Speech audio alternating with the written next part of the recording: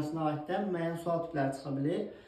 Baxın müəllimlər, belə bir sualımız var vəsaitimizdə. Deyir ki, ədədi 103-lərə qədər ibarətləşdirdikdə 4300 alınan ən böyük və ən kiçik ədədlərin cəmini tapın. Deməli, burada nəyə diqqət edəcəyik? Bizim biləcəyimiz müəyyən qeydlər var. Bax, düşünürəm ki, müəllim, hər hansısa bir A ədədidir. Bunu bizə şərt verirmi? Bəli, 103-lərə qədər ibarətləşdirsək. Məsəl üçün, düşünürəm ki, A ədədi x, y, z bilmirik də nədir, düzdürmü? Bir dənə də olsun, bu formalı bir ədəd. Deyirəm ki, bunu təklik, onluq, 103-lərə qədər yuvarlaqlaşdırsam, 4300 alınır. Müəllim, bunu yuvarlaqlaşdırsam, 4300 alınarsa, bizdən tələb eləyər. Deyər ki, ən böyük ədəd neçədir? Bəs ən kiçik ədəd neçədir? Onların nəyin istəyir? Bizdən cəmini istəyir. Bax, siz burada düşünəcəksiniz ki, qanuni olaraq bizim bir qaydamız var ki, deyirik ki, yuvarlaqlaşdıran zaman təkcə ən böyük ədəd alınarsa, ən böyük ədəd alınarsa, bir də ən kiçik ədəd alınarsa, belə bir qaydamız var. Ədəd yüzlüklərə qədər yuvarlaqlaşır. Görürsünüz, burada 2 sıfır var. Yəni yüzlük sözü yazmasa belə, yenə bunu yüzlüyə qədər yuvarlaqlaşdırdığını biz bilirik. Ən böyük ədəd alınarsa, verilmiş A ədədin üzərinə neçə gəlmiş olacaq? Əlbəttə, deməli, 49. Müəllim, ən kiçik ədəd soruşursa bizdən, verilmiş A ədədindən nə çıxmalıyıq? 50.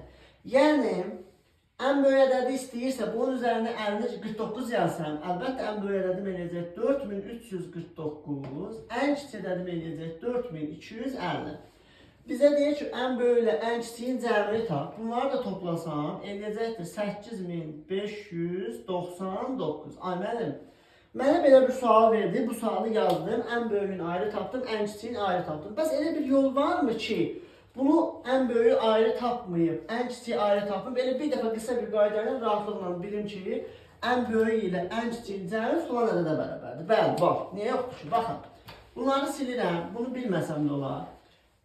Yüzlüyə qədər yuvarlaqlaşdıranda hər hansı bir ədəd alınarsa, verilən ən böyük ədədlə ən kiçik ədədin cəmini soruşarsa bizdən, qaydamız belədir.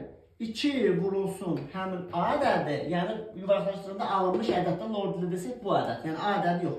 Yuvarlaqlaşdıranda alınmış ədəd, buna bir B ədəd deyirəm, belə ifadə edirəm. 2 vurulsun həmin ədəd, çıxılsın 1. Nə oldu qaydamız? Yuvarlaqlaşdırılan zaman, məsəl üçün, istər onluq, istər təhlik, istər yüzlük, istər minlik, bizim üçün heç bir fərq yoxdur. Yuvarlaqlaşdırılan zaman hər hansı bir ədəd alınarsa, ən böyük ədəd ilə ən kiçik ədədin cəmini soruşarsa, verilən alınmış, bizim üçün burada verilmiş bu ədədi vuracaq 2-yə, çıxacaq 1-ə. Baxın, 4300-ü vuracaq 2-yə, çıxacaq 1-ə. Əlbəttə edəcəkdir 8600, çıxılsın 1, o da bizə verəcəkdir 8599. Bayaq da topladıq, sualımızın həmin doğru cavabını almış olduq. Bunu da belə öyrənmiş olduq. Bax, bu sual tipləri bizim istər sertifikasiya, istər məndən işə qəbul imtahanda qarşımıza çıxacaq olan sual tiplərindən biri olmuş oldu. Ümid edirəm ki, bunu da başa düşmüş oldunuz.